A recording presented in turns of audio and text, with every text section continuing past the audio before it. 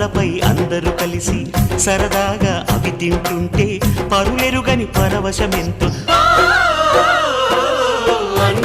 సందాల చందమామరావే వచ్చి ప్రేమ బంధాల ఇల్లు చూసిపోవే.